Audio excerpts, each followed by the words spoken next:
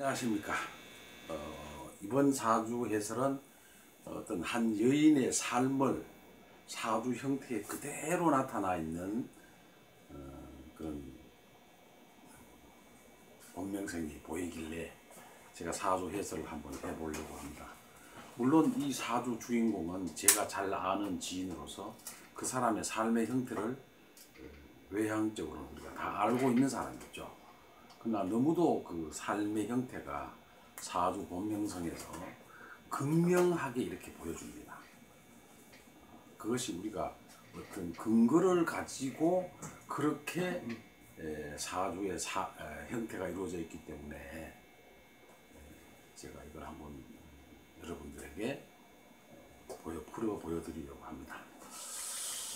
자, 우선 사주 구성을 보면 사주가 임진생, 갑진월에 신해일년, 신묘월입니다. 첫째, 이 사주가 가장 독특하게 보이는 것은 신일주, 신금일주가 지지의 해수를 깔고 있음으로써 우리가 신사할 편에서는 고란살 이렇게 의미하죠. 고란살의 의미는 고란살을 잘 살펴보시면 이런 형태로 앉아 있습니다.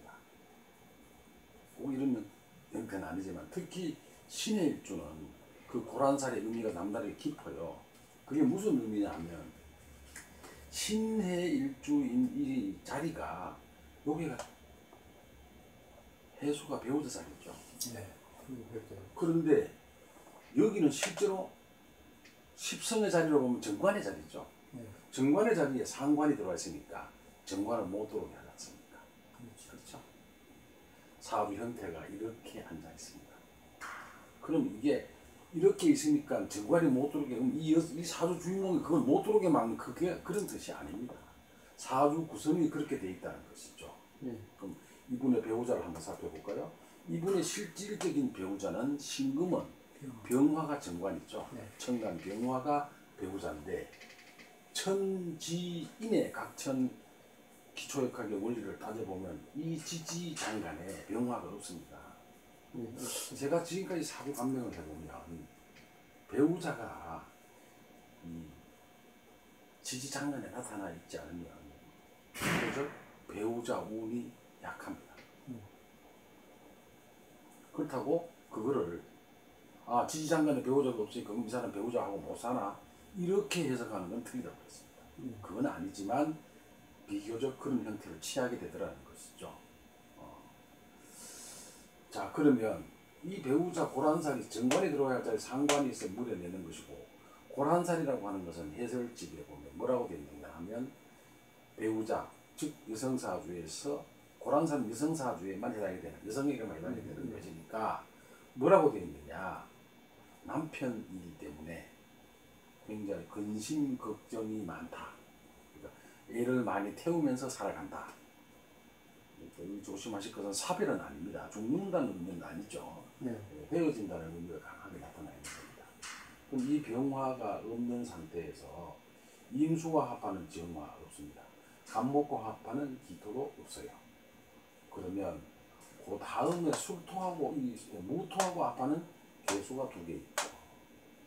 그럼 연지와 합하는 이 개수, 연지에 있는 진토 속에 있는 개수, 그 다음에 월지 진토 속에 있는 개수가 합의 형태를 취하는데 어떻게 하고 있습니까? 투합 내지는 쟁합을 하고 있죠. 그는 합을 다투는 합으로 나타나 있는 거죠. 그렇습니다. 이 여성의 첫 번째 합하는 이 남성은 아주 어린 시절 본인과 아는 사람이죠. 즉 어린 시절에 알았던 사람입니다. 그러니까 제가 알기로는 이 무토는 이 개수, 초등학교 동기생과 첫 만남을 가지게 되고 말하자면 둘이 합해져 있다가 20대 초중반쯤에 이 개수가 나타남으로써 이 개수는 멀리 떠나게 됐죠. 헤어지게 됩니다. 여기서 나타나죠. 참 공교롭게도 첫 번째 만났던 이 남자와 두 번째 만났던 남자가 똑같은 형태를 취하고 있죠. 뭐가 같으냐? 제가 알기로는 썩이 같은 걸 알고 있어요. 뭔가 이 말이죠. 왜 여기서 같이 나타나 있죠. 참 사주 명리학은 오묘합니다. 굉장히 우리가 그걸 잘 읽어내지를 못해서 그렇지 그 삶의 형태를 그리는 것은 정확합니다. 그러면 이 남성과 연애하다가 헤어지고 이 남자가 나타났지만 이 남자하고의 삶에서는 이 사주 본명성에서 형태를 보여주는 것을 보면 천간에 투간이 잘 안 되니까 이 남편과도 오래 가지를 못하죠. 그리고 투간이 투합을 하는 형태도 이게 문제가 되는 겁니다. 또 하나 문제가 되는 것은 사주 본명성 천간에 나타나지 않았다는 것이고 그 다음에 이 무토가 해중에 무토가 합하는 이 무의 기운은 굉장히 약합니다. 기운이 형태가 제일 약하다. 해중 무토는 약하죠. 심지어 어떤 학자들은 이 해중 무토는 없는 거하고 같다고 했어요. 그럼 결국은 합이 없는 거하고 똑같다. 그렇죠. 그래서 이 사주 주인공은 남편하고 같이 해로 못합니다. 그래서 그렇습니다. 아까 몇 가지 예를 들었죠. 예. 사주팔자에 나타나 있지 않는 것, 예. 지지장간에서 인원용사에서 병화가 없는 것, 그렇죠. 그 다음에 무토가 합하는 기능은 정합으로 앉아있다. 그 다음에 무토의 기능이 약하기 때문에 내가 합을 오래 끌고 가지를 못한다. 이런 형태를 우리가 취하기 때문에 이 여성은 결국은 50대 이쯤 왔을 때 이 남편하고는 헤어지게 됩니다. 두 번째 남편하고도 헤어진다는 말씀. 그렇습니다. 호랑살이라는 배우자가 약한 일주를 구성하기도 하고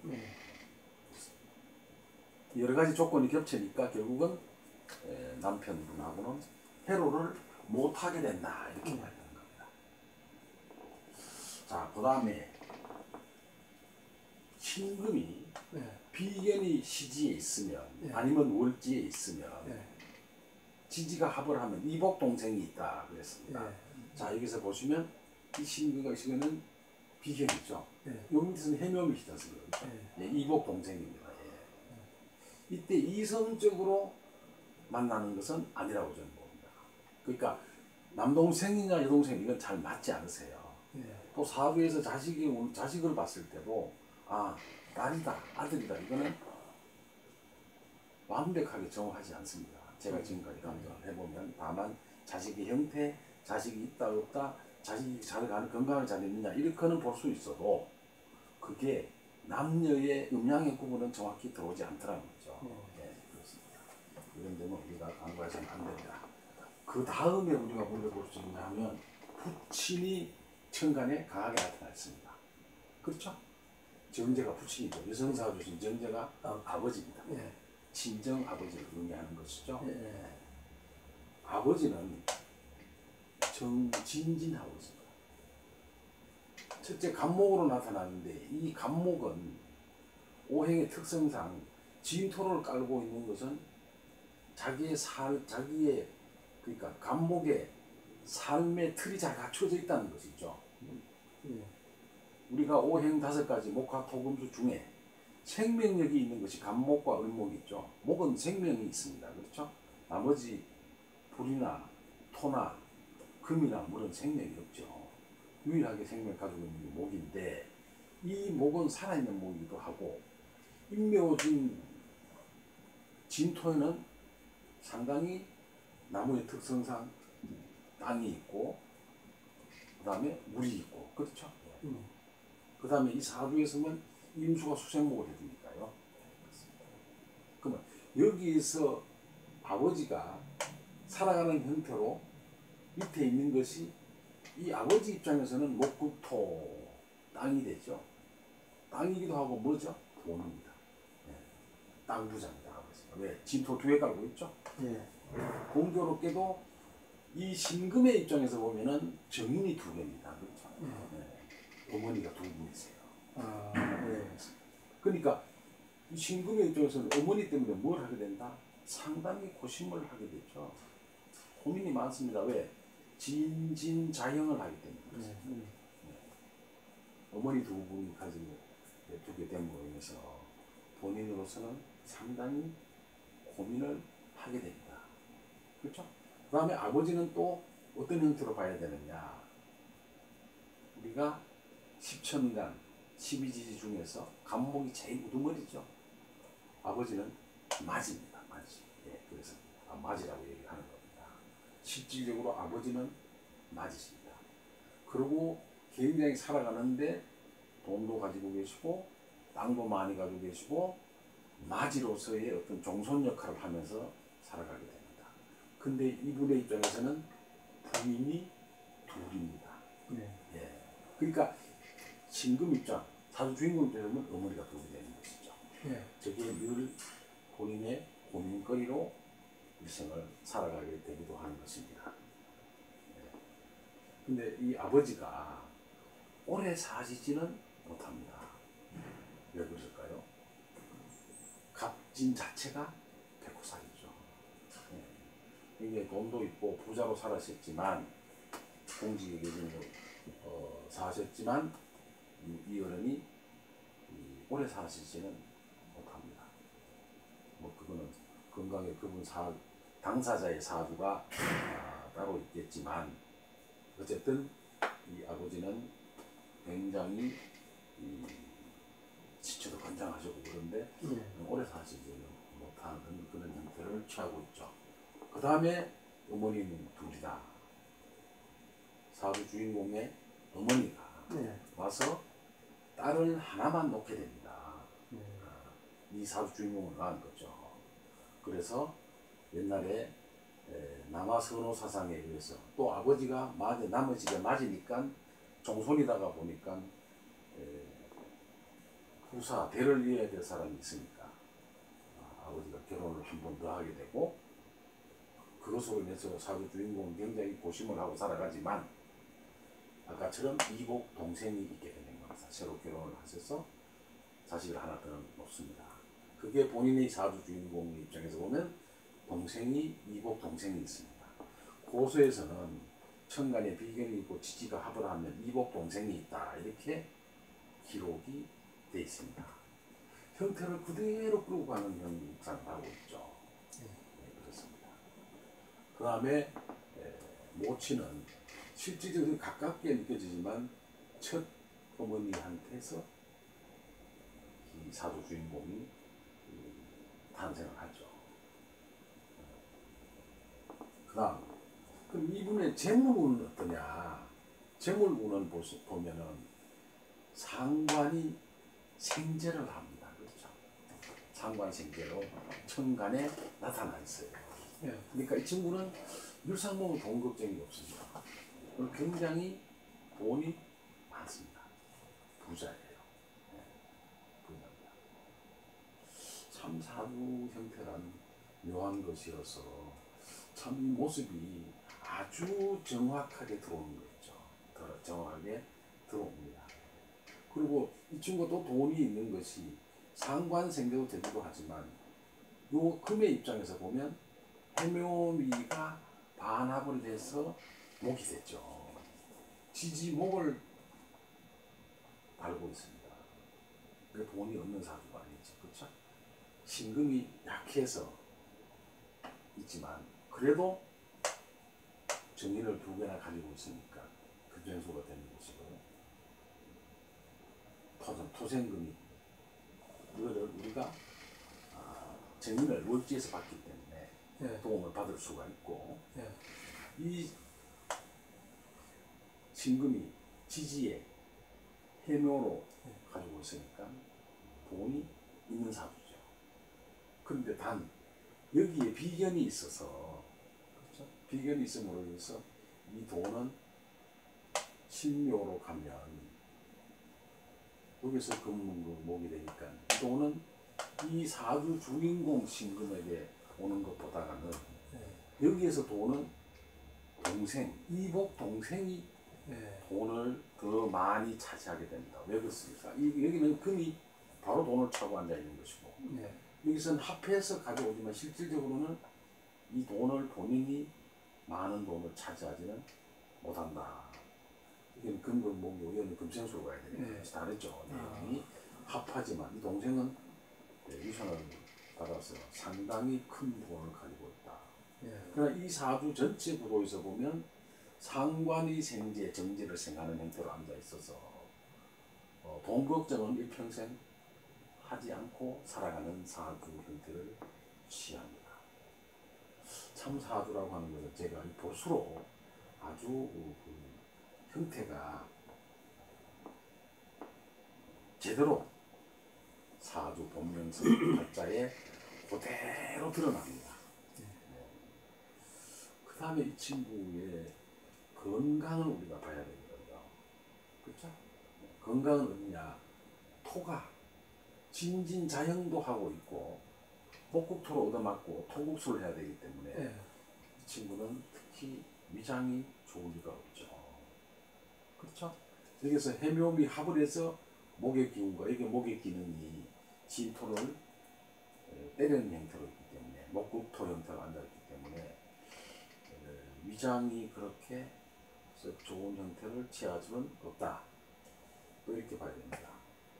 그 다음에 건강 문제 우리가 거론해야 될 부분이 하나 있습니다. 어디가 되겠죠? 이 사주 중에 없는 것이 있습니다.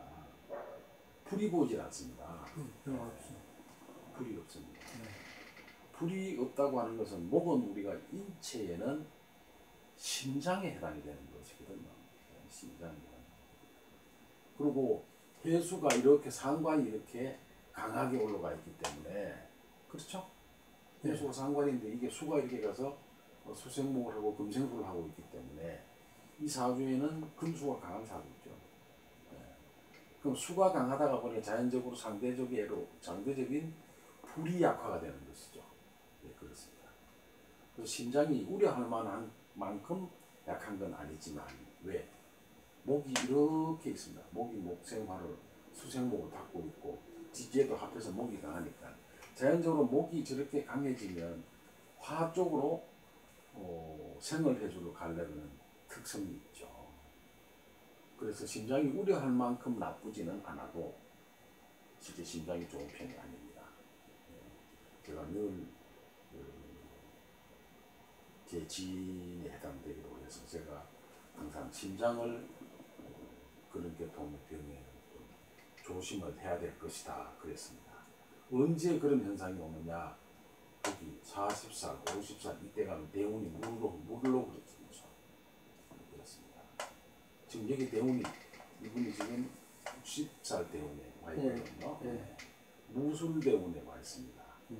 그럼 이때는 다행히도 무술 대운에 오는 이런 형태를 취하기 때문에 토생금을 해서 좋기는 하지만 여기에 깨지죠. 요 대운에 모친이 돌아가시기도 합니다. 네. 이게 진술충해서 그렇습니다. 네. 그런 형태가 나타나 있죠. 그러나 이 어머니가 진진자형의 무술대운에 어머니가 돌아가시게 됐죠. 그렇죠. 이 무토는 정인이거든요. 네. 아래로 같이 오기 때문에 제가 보면은 무술년쯤 되면은 어머니가 돌아가신 실제 무술년에 어머니가 무술대운 무술년에 어머니가 돌아가십니다. 어머니가 상당히 장춘하셨지만 그렇게 어머니를 본인을 모시고 살다가 돌아가십니다.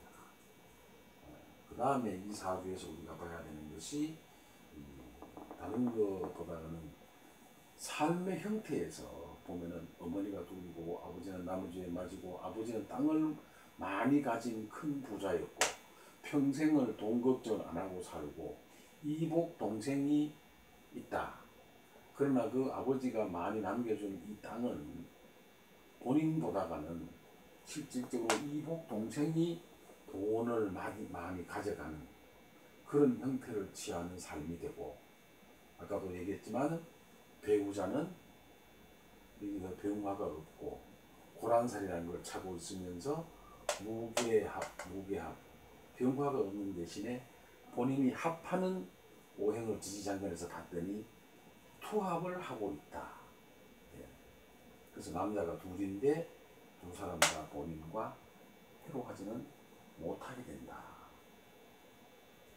참 사주에서 이 사주를 제가 세밀히 살피면서 굉장히 사주란 어떻게 보면 그 한 사람의 주인공의 삶의 구도를 그대로 보여준다. 한치도 어긋남이 없었습니다. 그리고 굉장히 이 신금이 지지에 유금 내지는 월지 신금을 차고 있지 못하고 천간에 있는 이 비견만 기대를 하기 때문에 마음이 굉장히 여립니다. 마음이 여립니다. 그러니까 참 그 현 상황을 보면 그렇죠. 가는 그 구조에서 보면 저는 늘 신금이나 어떤 일간 소위 말하는 체가 뭐를 하고 있어야 된다? 근을 달고 있어야 된다. 물론 인이 있어서 약한 건 아니지만 이 사주는 인만 가지고 자기 근을 할 수는 없는 거거든요. 그렇습니다. 그 다음에 도우는 거는 천간에 지지에서만 있었지 천간에는 없어서 굉장히 보면 과감하고 대담한 성격을 못 되죠. 마음이 항상 느리고 그래서 이런 사주는 본인의 삶에서 그 어떤 강한 의지력 이런 것은 물론 후천적으로 받아나긴 합니다만 이미 있어서 어머니 덕에 어머니를 모시고 살게 되기도 하고 그렇지만 어떤 의지한 곳이 종교에 많이 의지합니다. 지금 제가 알기로는 아주 절절한 가톨릭 신자죠. 왜? 신금이 근을 달지 못하고 워낙에 약하게 있기 때문에 그렇습니다. 지지에 근이 없다고 하는 것은 정신력도 약간 약하다 이렇게 보시면 됩니다. 정신력이 문제가 될 수 있죠. 특히 근이 수운을 만나거나 그러니까 식상운을 만나게 되면 그렇습니다. 언제 이혼하나 이 50대에 상관 대운이 왔을 때 남편하고 이혼을 하게 됩니다. 그래서 지금은 혼자 살아가는 것이지만 이 사주에서는 우리가 여러 가지 보이는 형태가 그대로 삶에서 나타나고 있죠. 그 다음 여기서 보면 또 한 가지 있는 것이 진해 기문관살이 있거든요. 진해 기문관살 이렇게 있으니까 여기서 진해 기문관살 중에서 진토에서 또 해수에서 이 간목이 이렇게 올라갔거든요. 제로 올라가긴 했습니다만은 이런 오름대가 오거나 하면 굉장히 이 마음적으로 약해서 정신적으로 어려움을 겪을 수가 있습니다. 이 40여 대 정신적으로 굉장히 어려운 시기를 맞이하기도 합니다. 그러나 지혜롭게 종교에 의지하면서 많은 정신적으로 종교에 기대는 그런 형태를 취하면서 잘 극복해 나가는 그런 형태를 취하기도 해서 대단히 수가 많은 거 아니고 지혜롭게 잘 보내긴 합니다만 이 사주의 특징이 상관이 강하게 투출되어 있는 사주죠. 그렇죠? 그리고 우리가 연상제가 각성이 연간에 오는 십성 잘 봐라. 이게 얻어맞았어. 어린 시절에 상관이 말이죠. 토국수를 받아서 어린 시절에 말을 많이 더듬는 그런 형태도 취하다가 자기 스스로 말을 고치는 옛날에 말 더듬는 사람들 형태를 취하고 있다가 본인이 그걸 스스로 잘 극복을 하고 잘 이겨내가는 그런 형태입니다. 그러자니 이 어머니의 사랑이 지극했던 그런 사람입니다. 왜? 어머니로서는 딸이 외동딸이었거든요. 그래서 어머니의 도움을 참 많이 받고 평생 결혼하면서 어머니를 본인이 모시고 가서 같이 살아가는 그런 형태를 취하고 살았던 그런 명조입니다. 참 이 명조를 보면서 참 사주팔자란 참으로 그 가지고 있는 형태가 오묘하다. 새삼스럽게 제가 이 명리학을 한 이후 많은 걸 터득 했던 그런 명조라서 소개를 해봤습니다. 예, 이 강의 여기까지 하겠습니다. 네.